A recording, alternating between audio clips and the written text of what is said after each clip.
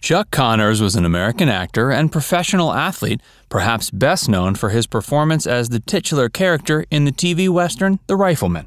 However, the actor led a long and storied life besides his time on that hit program, both in the world of sports and entertainment. Join Factsverse as we take a look at little-known details about Chuck Connors. Chuck Connors was born on April 10, 1921 in Brooklyn. At birth, Chuck was given the name Kevin. It wasn't until his days as a prominent baseball player that he went on to receive his more famous nickname. He was born to two Irish immigrants, Marcella and Alban.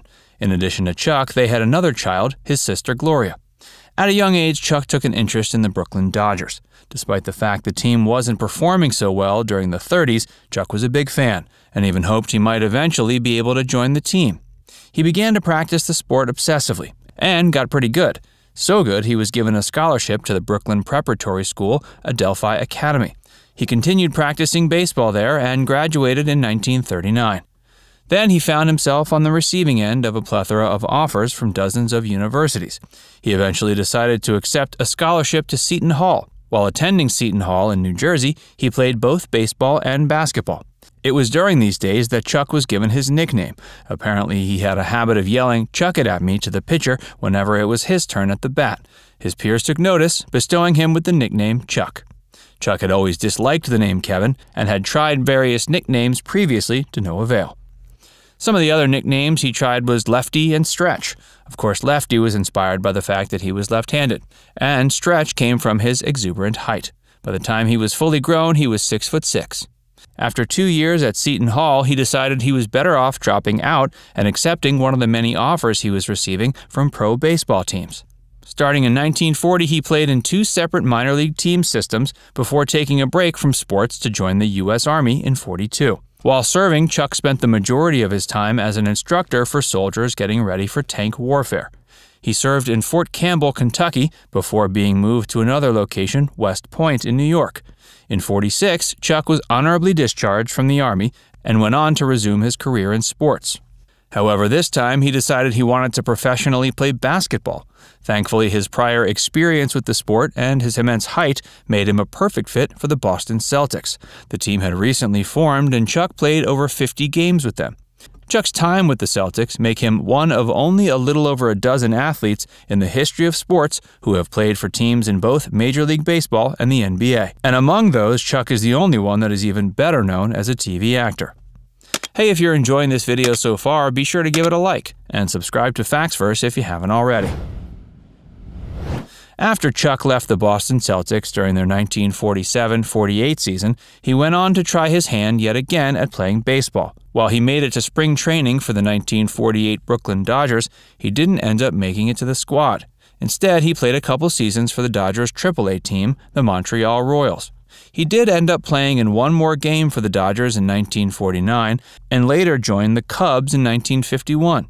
With them, he played over 50 games before being sent to the minor leagues with the LA Angels. Chuck being sent to LA proved to be good fortune for the struggling athlete because it led him down the path to his next and more notable career. He had long since realized he wasn't going to cut it in professional sports the way he wanted.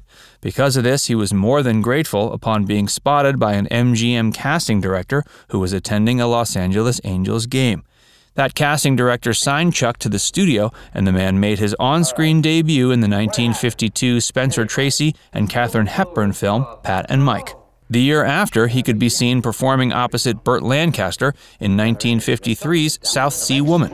While Pat and Mike had cast Chuck as a police captain, South Sea Woman cast him as a U.S. Marine Corps private who had an issue with taking orders from his superiors. Both of these roles took advantage of Chuck's physical stature and intimidating demeanor, just as his role in The Rifleman would later in the decade. He was also given a role opposite John Wayne in the 1953 comedy Trouble Along the Way.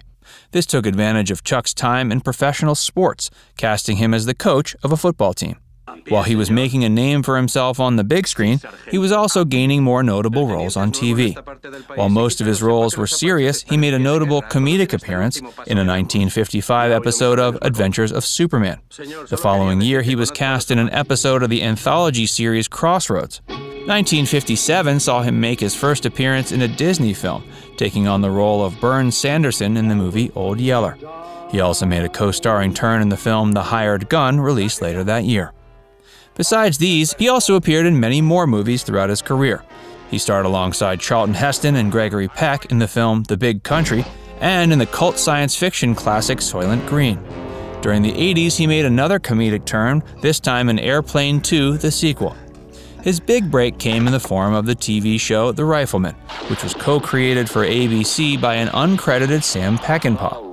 The series came on the air in 1958 and stayed there until 1963, at which point Lucille Ball's The Lucy Show pummeled it in terms of rating. Ironically, Chuck went on to appear on The Lucy Show. 40 other actors were said to have auditioned for the titular role on The Rifleman, and Chuck won it based on charisma alone. The show went on to catapult him to the status of a star. He played the character Lucas McCain, the rifleman who's also a widowed rancher raising a young child. While it may not seem like a big deal now, The Rifleman was the first show to ever feature a child being raised by a widowed father. It became a massive success for its first several seasons before dropping in ratings during its fifth. Over the course of its run, 168 episodes were produced. After The Rifleman ended, he reunited with Walt Disney for the film Flipper. Other notable roles in this period include an appearance opposite Doris Day and James Garner in the comedy film Move Over, Darling. It was a remake of the 1940 film of the same name, and Chuck was cast in the role that had initially been played by actor Randolph Scott. After The Rifleman was canceled, Chuck found he was being typecast in similar roles. Such roles came via the programs Arrest and Trial, Branded, and Cowboy in Africa, none of which were as successful as The Rifleman. After The Rifleman, Chuck's second best-known work as an actor is arguably his 1977 turn in the miniseries Roots, for which he was nominated for an Emmy. As with other Western stars of the time, he was a rare Hollywood Republican. He formed a friendship with President Nixon during the 60s, which led to him developing an unlikely relationship with Soviet Union leader Leonid Brezhnev. This relationship led to The Rifleman being one of the few American shows allowed to be broadcast there. Chuck died from lung cancer in 1992 at age 71. Now it's time to hear from you. Comment down below to share if you have a favorite role from Chuck's career besides his turn in The Rifleman. And before you go, make sure you give this video a like and subscribe to Factsverse if you haven't already. Click the bell icon to stay updated on all our latest content.